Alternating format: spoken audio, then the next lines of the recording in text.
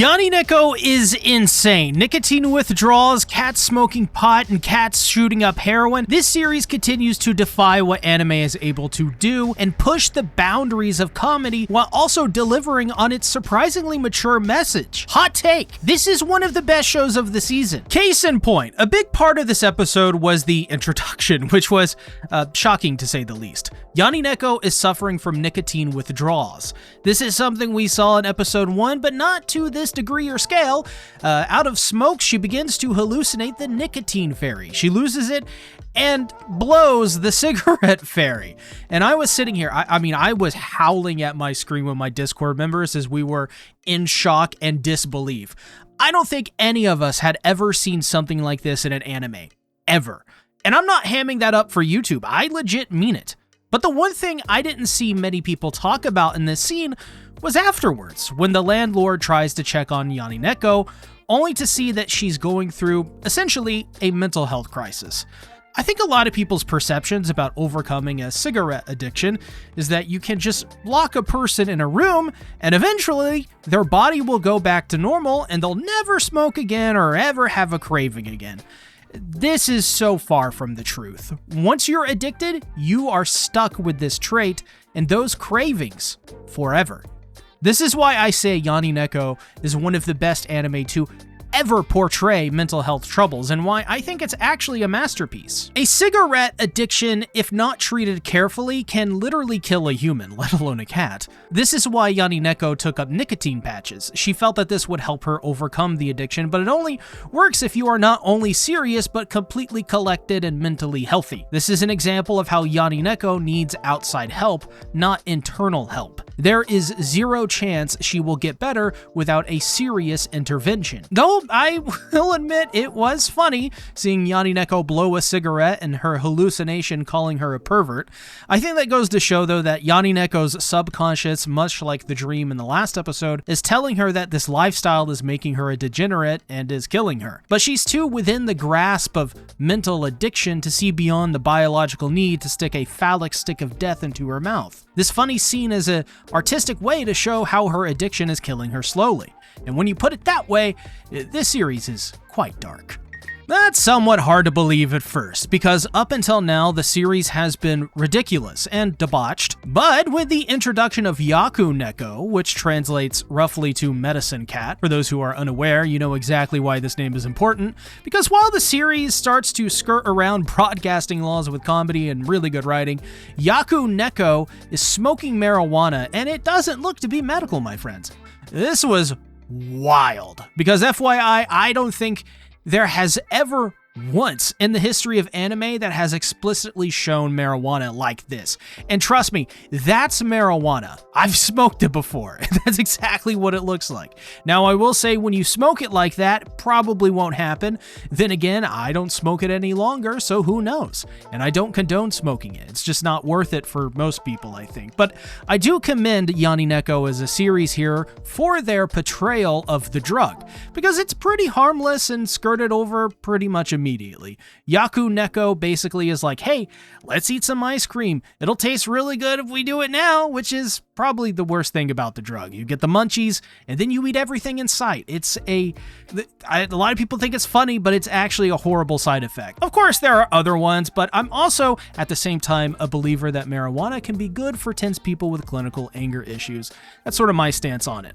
But I think these cats are clearly abusing it and don't need it. Either way, it's a funny scene, simply for Yani Neko continually asking if this is a cigarette and Yaku Neko having this perfect timing when she says no. It's just, it gets me every time. However, if the last scene was just plain harmless fun, this next scene has some serious dark undertones because it deals with injecting drugs through needles. Basically, the setup is that Yani Neko needs to inject her yearly mad beast medicine that all anthros get in the society. If they don't, then like our beloved Nekos in real life, they may get rabies. So the idea behind this joke is Yani Neko goes into Yaku Neko's place and sees her shooting the vaccine into her arm. That's how they cleverly get around censorship, but in reality, Yaku Neko is shooting up heroin because she is immediately feeling guilty for being caught and paranoid, thinking Yani Neko is a narc. It rips her shirt to alleviate the tension. And also because boobs just makes everything better, I'm telling you. But the thing here was that, once again, there is no glorification or of taking any of these subjects lightly. It's a pretty gratuitous scene that we see, especially with everything on her table. If everything, I thought this scene, while funny, was very dark and showed through humor the dark side of hard drug addiction. Because we hear from Yaku Neko that she has these aspirations of turning her life around and getting better. But she can't, because she's an addict with zero support structure, and Yani Neko isn't going to cut it. Another really surprising moment that looped me for a through was the palm reading scene in the alley. It was great because it uses the Barnum Effect, which they actually even mention in this scene. That is, how people read palms, they're really just looking at easily noticeable details and making some basic inferences. This is clever and is more used to prove a point than just to be a funny scene.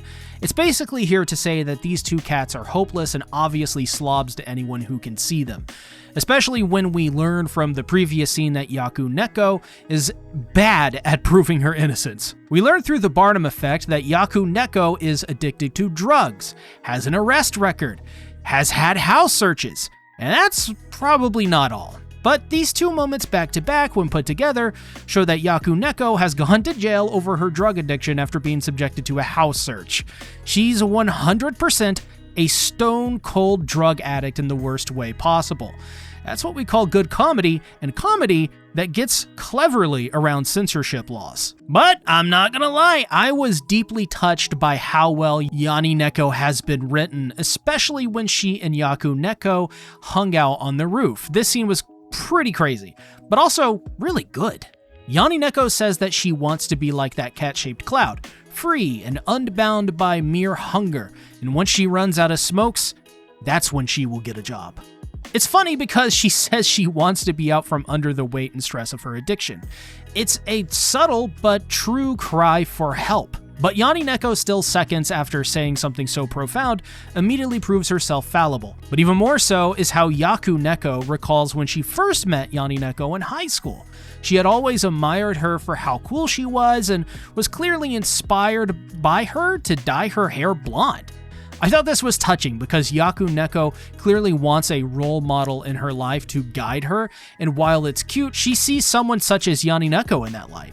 It's very much not the right person for the job though, because that illusion is shattered when Yani Neko beats down her door, telling her she better not be high, cursing and demanding she hook her up with that job because she's actually out of smokes. This is a bit of subcontext that shows that really something happened to Yani Neko, as she used to be put together, as evident by her school uniform. Was it the smokes? Was it trauma? Maybe just bad timing? I think the brilliance of this moment is how interesting that flashback sequence really is, and how much it expands the lore of our Chainsmoker cat. Though, I do think you guys should prepare yourself for this introduction of Hame Neko, because there are so many things to break down just with her name. So basically, Yani Neko is Chainsmoker cat, Yaku Neko is Medicine Cat, but Hame Neko, not at all what you think. Her character is introduced as having anger issues that comes out through video games. She is also a content creator and streamer, just like me, for real. Though in Japanese, Hame is a slang term for sex, and Neko has a double meaning, as a Neko can also mean a bottom. So if you think about it, Hame Neko is a sex-addicted bottom with anger issues and a serious case of a fragile ego. I would know. I'm a content creator with a fragile ego, sex addiction, and very much a bottom. But I'm also a liar, and only one of those things are true. I'll let you decide which. I will also say this about Hame. Her losing it with rage, punching the controller, was an all-time moment. Absolutely hilarious. Plus, when she goes on her stream and is getting praise from everyone, but then eats a bug after thinking she paused the stream, just goes to show that Hame is a person who puts up a front or a mask to act a certain way in front of others, but deep down is a normal, messed up person like all of us. She's too caught up in looks to just let her inner freak flag fly, and that's kind of a shame. Then we have one of the best subplots of the series, which is Imoko, who is really the only likable character in this series, which is sad in a way, because I sort of actually want to like all of the cats.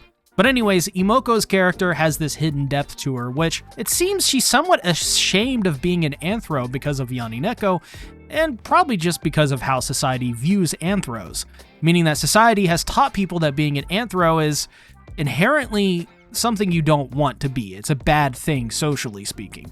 They're taught to look down on anthros being beastly, which we see with Yani Neko chasing a poofy dog right after Imoko lets out a meow after seeing the same dog.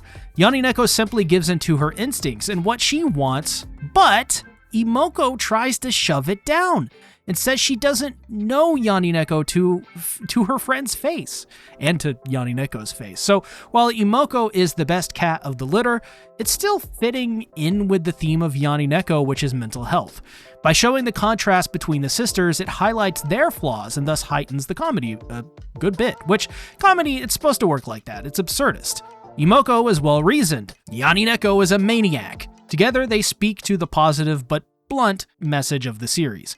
And we see that Imoko struggles with this, especially when asked if she loves her sister. She knows she's adamant in not hating her, but saying she loves her causes her to have a mental breakdown. It's just as I said in episode 1. This is an example of how addiction can tear families apart. It puts just as much strain on the family as it does the person going through the battle with addiction itself. Though beware! This next scene is a bit gross. No, it's giga gross. Before that, though, we learn that Hame Neko only ate in the bathroom stalls because she's delusional and thinks that she is an idol too. Now that I think about it, that's kind of gross as well. This is pretty common for content creator types. Not me, of course. I would never think of myself as overly important. No, definitely not me. Hame Neko has a massive ego, and we can see that even though they live in the same complex, Hame's room is perfect while the others are drab and stock, unchanged from what they moved in from. It's just another example of how Hame Neko refuses to lose control of anything in her life. Like how showing people she eats, that's a sign of weakness, so she ate in the bathroom. It's crazy.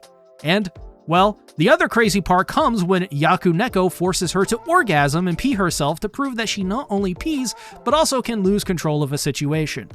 Yes, I typed that out and said it. And what I'm about to say next is equally shocking. She then leaps on her face and makes her, well, taste herself in a fit of rage. Pretty shocking, but the point here was simply just to show that Hame Neko has legit anger issues because of her constantly bottling her true self up from everyone and everything and refusing to lose control of anything. She's not being honest. She's being fake, and being fake is what makes people angry. I'm sure you guys can think of many content creators with anger issues. Not me. No, for sure not me. Probably the funniest and the last joke of the episode is when Hame Neko gets her name changed to Hameko Easygoing Asterix Angel.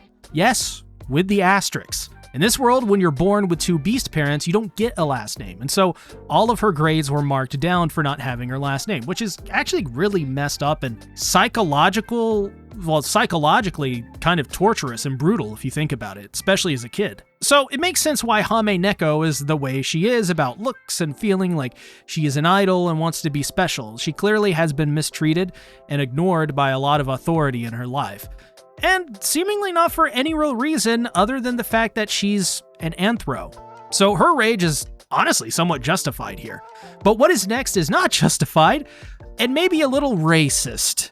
They can't allow asterisks in her name, so the humans in charge decide to substitute the asterisks for the word anal, since it looks like a butt. So Hame Neko's legit legal name is now Hameko Easygoing Anal Angel, which, as you could expect, is not ideal, especially since it's harder to get their name changed in this society a second time. Oof. But we do learn that Yani Neko's last name is Sato, so one of her parents is human, at least. To me, at least, this series is accurately portraying the comedy of errors when it comes to people with mental health issues. I think the introduction of Yaku Neko and Hame Neko really help round out the cast, and while they're both despicable, they're incredibly well written and are commentaries on drug addiction and narcissism and anger issues. Yes, the series is gross and raunchy, but I think that makes it much more memorable and unique than any other anime to pretty much ever exist in this genre. That's why I made a video on why I think this series is a masterpiece, right here. Make it a great day or not, the choice is yours.